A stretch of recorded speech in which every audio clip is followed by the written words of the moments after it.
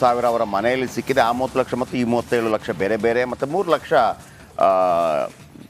ಪವಿತ್ರ ಗೌಡ ಮನೆಯಲ್ಲಿ ಸಿಕ್ಕಿದೆ ಅಂತೇಳಿ. 3 ಲಕ್ಷ ಅಂದರೆ ನಾನು ಹೇಳಿದ್ನಲ್ವ, 2 ಲಕ್ಷ ಅಥವಾ 3 ಲಕ್ಷ ಅದು ದೊಡ್ಡ ಮಟ್ಟದಲ್ಲಿ ಪ್ರಾಬ್ಲಮ್ ಆಗೋದಿಲ್ಲ. ಬಟ್ 37 ಲಕ್ಷ ಯಾಕೆ ಇಟ್ಟಿದ್ರಿ ಅನ್ನೋದು ಬರುತ್ತೆ, ಎಲ್ಲಿಂದ ಬಂತು ಅಂತ ಬರುತ್ತೆ. ಅದೊಂದು ದೊಡ್ಡ ಕಿರಿಕಿರಿ. ಯಾವುದಾದ್ರೂ ಪ್ರೊಡ್ಯೂಸರ್ಗಳು ಬಂದರೆ ಬ್ಲ್ಯಾಕಲ್ಲಿ ಕೊಟ್ಟಿದ್ದಾರೆ ಅಂತ ಲೆಕ್ಕ ಅಷ್ಟೇ. ಹೌದು. ಇನ್ನು ಸಾಕ್ಷ್ಯನಾಶಕ್ಕೆ deadly D gang master plan ಮಾಡಿತ್ತಂತೆ.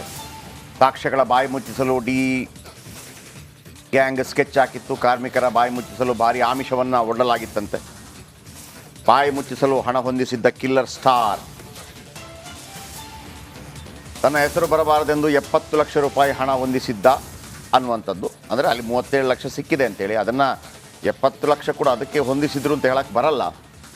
ಬಹುಶಃ ಯಾರೋ ಪೇಮೆಂಟ್ ಕೊಟ್ಟಿರ್ತಾರೆ, ದುಡ್ಡು ಇಟ್ಕೊಂಡಿರ್ತಾರೆ, ಹಿಂಗೆಲ್ಲ ಆಗತ್ತೆ ಅಂತ ಯಾರೂ ಗೊತ್ತಿರೋದಿಲ್ಲ.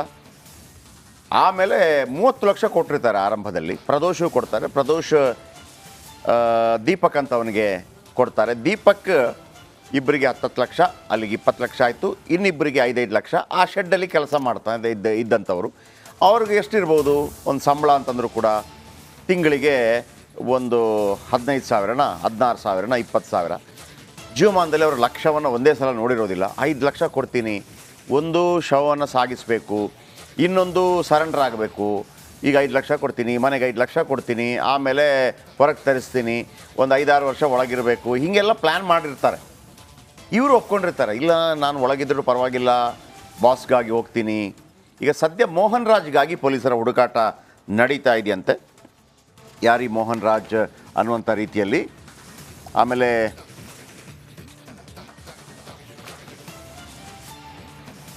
ಓಕೆ, ಸುನಿಲ್ ಇದರ ಬಗ್ಗೆ ಹೆಚ್ಚಿನ ಮಾಹಿತಿಯನ್ನು ಕೊಡ್ತಾರೆ. 40 ಲಕ್ಷ ಪಡೆದಿದ್ದ ಮೋಹನ್ ರಾಜ್ ಎಂಬಾತನಿಂದ ಹಣ ಸಂದಾಯವಾಗಿದೆ. ನಡಿ ಈಗ ಶುರು ಮಾಡೋಣ. ಕೇಸರಿಯಿಂದ ಮನೋಲ್ಲಾಸ ಮನಸ್ಸು ಮತ್ತೇರಿ ಕುಣಿದಾಡಿದೆ ನೋಡು, ಮನಸ್ಸು ಮತ್ತೇರಿ ಕುಣಿದಾಡಿದೆ ನೋಡು. ಕ್ಷಣ ಕ್ಷಣವೂ ಆಚರಿಸಿ ಕೇಸರಿ ಹಬ್ಬ. ವಿಮಲ್ ಬಾಯಲ್ಲಿ ಹೇಳಿ ಕೇಸರಿ. ಸ್ನೇಹಿತ ಆಗಿರೋ ಮೋಹನ್ ರಾಜ್ ಸಾಕ್ಷ್ಯನಾಶಕ್ಕಾಗಿ 40 ಲಕ್ಷ ರು ಪಡೆದಿದ್ದ ದರ್ಶನ್ ಸದ್ಯ ಮೋಹನ್ ರಾಜ್ಗಾಗಿ ಪೊಲೀಸರ ಹುಡುಕಾಟ. ಯಾರೀ ಮೋಹನ್ ರಾಜ್? ಈಗ ಇವನು ಬಂದ ನಂತರ ಮತ್ತೆ ವಿಚಾರಣೆಗೆ ಇವರನ್ನೆಲ್ಲ ಕರೆದು ಮುಖಾಮುಖಿ ವಿಚಾರಣೆ ಮಾಡಲಿಕ್ಕಾಗತ್ತಾ? ಒಬ್ಬೊಬ್ಬರು ಹಿಂಗೆ ಸಿಗ್ತಾ ಹೋಗ್ತಾರಾ?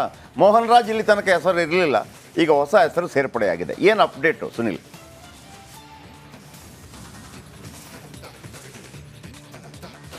ಎಸ್, ಜಯಪ್ರಕಾಶ್ ಮೋಹನ್ ರಾಜ್ ಅನ್ನೋ ಹೆಸರು ಇಷ್ಟು ದಿನ ಕೇಳಿ ಬಂದಿರಲಿಲ್ಲ. ಇದೇ ಮೊದಲನೇ ಬಾರಿಗೆ ಮೋಹನ್ ರಾಜ್ ಅನ್ನೋ ಒಬ್ಬ ವ್ಯಕ್ತಿಯ ಹೆಸರು ಕೇಳಿ ಬಂದಿದೆ. ಆತ ಯಾರು, ಆತನ ಹಿನ್ನೆಲೆ ಏನು, ಇದರ ಬಗ್ಗೆ ಏನು ಕೂಡ ಹೆಚ್ಚಿನ ಮಾಹಿತಿ ಗೊತ್ತಾಗಿಲ್ಲ. ಸದ್ಯ ಪೊಲೀಸರು ಆ ಮೋಹನ್ ರಾಜ್ ಯಾರು ಅನ್ನುವಂಥದ್ದನ್ನು ಪತ್ತೆ ಹಚ್ಚೋದಕ್ಕೆ ಎಲ್ಲ ರೀತಿಯ ಪ್ರಯತ್ನಗಳು ಕೂಡ ನಡೆಸ್ತಾ ಇದ್ದಾರೆ.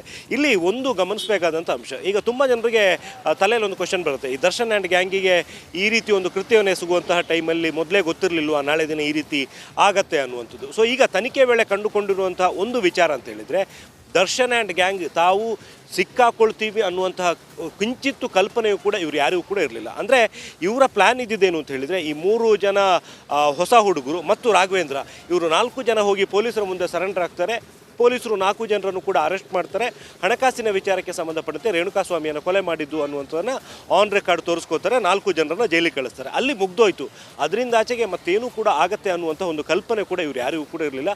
ಹಾಗಾಗಿ ಬೇರೆ ಯಾವುದೇ ರೀತಿಯ ಯೋಚನೆಗಳು ಕೂಡ ಬಂದಿರಲಿಲ್ಲ. ಇದೇ ಒಂದು ಕಾರಣಕ್ಕೋಸ್ಕರ ಮನೆಯಲ್ಲಿ ತಂದಿಟ್ಟಿದ್ದಂತಹ ಹಣ ನಾಳೆ ಸಿಕ್ಕಿದ್ರೂ ಕೂಡ ಏನೋ ಸಮಸ್ಯೆ ಆಗ್ಬೋದು ಅನ್ನುವಂಥದ್ದು ಕೂಡ ಇವ್ರ ತಲೆಯಲ್ಲಿ ಇರಲಿಲ್ಲ.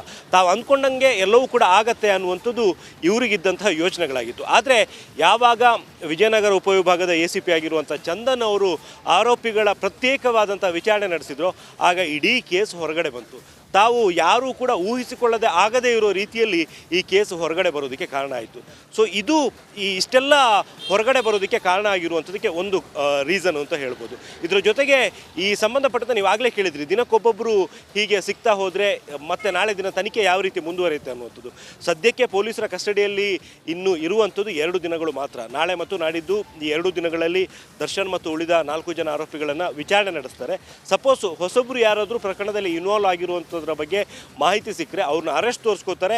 ಸಂಬಂಧಪಟ್ಟಂತಹ ಮಾಹಿತಿಗಳನ್ನು ಕಲೆ ಹಾಕೋದಕ್ಕೆ ಜೈಲಿಗೆ ಹೋಗಿ ಕೂಡ ಆರೋಪಿಗಳ ವಿಚಾರಣೆ ನಡೆಸೋದಕ್ಕೆ ಪೊಲೀಸರಿಗೆ ಆಪ್ಷನ್ಸ್ ಕೂಡ ಇದೆ. ಕಸ್ಟಡಿಗೆ ತಗೊಂಡೇ ವಿಚಾರಣೆ ಮಾಡಬೇಕು ಅಂತಿಲ್ಲ. ಜೈಲು ಅಧಿಕಾರಿಗಳು ಕೋರ್ಟ್ ಮೂಲಕ ಪರ್ಮಿಷನ್ ತಗೊಂಡು ಜೈಲಿಗೆ ಹೋಗಿ ಅಲ್ಲೂ ಕೂಡ ವಿಚಾರಣೆ ನಡೆಸೋದಕ್ಕೆ ಆಪ್ಷನ್ಸ್ ಇರುವಂಥದ್ದು. ಜಯಪ್ರಕಾಶ್, ಬಟ್ ಕೋರ್ಟ್ ಪರ್ಮಿಷನ್ ತಗೊಳ್ಳೇಬೇಕು ನೀವು ಅಲ್ಲಿಗೆ ಹೋಗ್ಬೇಕಾದ್ರೂ ಕೂಡ. ಹೌದು ಹೌದು ಹೌದು. ಈಗ ನನಗೆ ಇನ್ನೊಂದು, ಈಗ ನೀವು ಇಷ್ಟು ವರ್ಷಗಳ ಎಕ್ಸ್ಪೀರಿಯನ್ಸ್ ಇದೆ, ಇದೇ ಥರ ಯಾರೋ ಕೊಲೆ ಮಾಡಿ ಯಾರೋ ಸರೆಂಡರ್ ಆಗಿ ಶಿಕ್ಷೆ ಆಗಿರುವಂಥದ್ದು ಇದ್ದಿರ್ಬೋದಾ ನಮ್ಮ ಗಮನಕ್ಕೆ ಬಾರದೆ, ಅಥವಾ ಶಿಕ್ಷೆ ಎಲ್ಲ ಆದ ನಂತರ ಇಲ್ಲ ಬೇರೆಯವರು ಕೊಲೆ ಮಾಡಿದ್ದಿದ್ದು ಅನ್ನುವಂಥದ್ದು ಏನಾದರೂ ಇತಿಹಾಸ ಇದೆಯಾ ಸುನಿಲ್, ನಿಮ್ಮ ಗಮನಕ್ಕೆ ಏನಾದರೂ?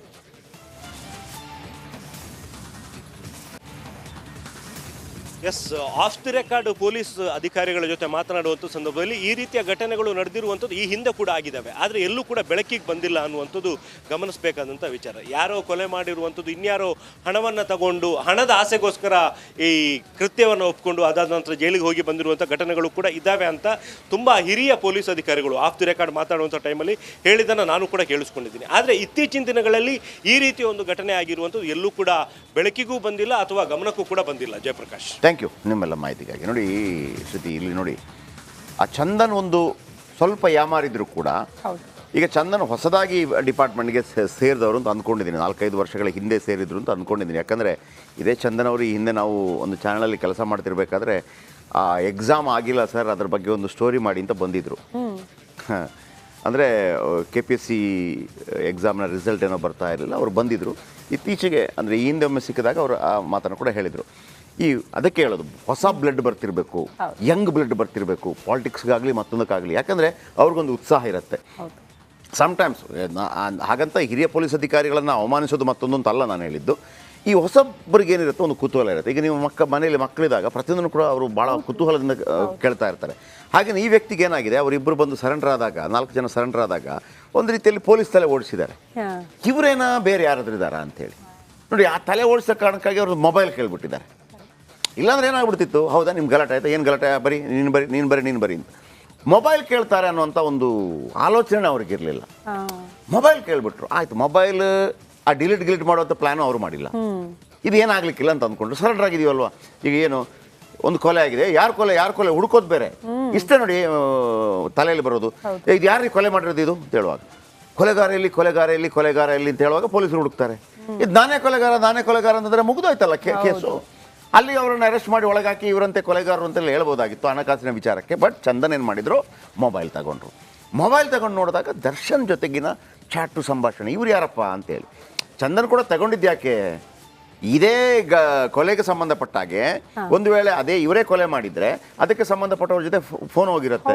ಇದು ಯಾರಿಗಪ್ಪ ಫೋನ್ ಮಾಡಿದೆ, ಚಂದಪ್ಪ ಅಂತ ಒಂದಿದೆ, ಯಾರು ಸರ್, ಇದು ಇವನು ಚಿಕ್ಕಪ್ಪ ಸರ್, ಯಾಕೆ ಫೋನ್ ಮಾಡಿದೆ ಸರ್, ಇವನು ದುಡ್ಡು ಕೊಟ್ಟಿಲ್ಲ ಸರ್, ಇವನವತ್ತು ಅವನ ಜೊತೆ ಇದ್ದೆ ಸರ್, ದುಡ್ಡು ಕೊಡಿ ಅಂತ ಕೇಳಿದೆ. ಆಯ್ತು, ಇನ್ನೊಂದು ಕಾಲ್ ಹೋಗಿದೆ, ಇದು ಯಾರಿಗೆ, ಇದು ಇವನು ತಂದೆಗೆ ಹೇಳಿದೆ ಸರ್, ದುಡ್ಡು ಕೊಡು ಅಂತ ಹೇಳಿದೆ ಸರ್, ಇದು ಯಾರಿಗೆ, ಇದು ಇವನಿಗೆ ಹೇಳಿದೆ ಸರ್, ಇದು ಇವನಿಗೆ ಹೇಳಿದೆ ಸರ್, ಹಂಗಿರ್ಬೇಕಲ್ವಾ. ಅವ್ರಿಗೆ ಡೌಟ್ ಬಂತು, ಯಾರಿಗೂ ಇಲ್ಲ. ಈಗ ನಾವು ಒಂದು ಬುಲೆಟಿನ್ ಮಾಡುವಂಥ ಸಂದರ್ಭದಲ್ಲಿ ಯಾರಾದರೂ ಲೇಟ್ ಆದರೆ, ಶ್ರುತಿ ಅವರೇ ನೀವು ಲೇಟ್ ಆದರೆ ನೀವು ಯಾರಿಗೆ ಫೋನ್ ಮಾಡ್ತೀರಿ, ಇಲ್ಲಿ ಮತ್ತೊಬ್ಬ ಬ್ಯಾಂಕರ್ಗೆ ಫೋನ್ ಮಾಡ್ತೀರಿ, ಅಥವಾ ಇಲ್ಲಿ ಪ್ರೊಡಕ್ಷನ್ ಹೆಡ್ಗಳಿಗೆ ಫೋನ್ ಮಾಡ್ತೀರಿ, ನಾನು ಬರೋಕ್ಕಾಗಲ್ಲಪ್ಪ ಸ್ವಲ್ಪ ಲೇಟ್ ಆಗಿದೆ ಅಂತೇಳಿ. ಅದೇ ನಂಬರ್ ಇರ್ಬೇಕು ತಾನೆ, ಬೇರೆ ಯಾವುದೋ ನಂಬರ್ ಡೌಟ್ ಬರುತ್ತಲ್ವ, ಅಷ್ಟೇ ಆಗಿರುವಂಥ. ಓಕೆ, ಈಗ ಒಂದು ಬ್ರೇಕ್ ಆದ ನಂತರ ಮುಂದಿನ ಭಾಗದಲ್ಲಿ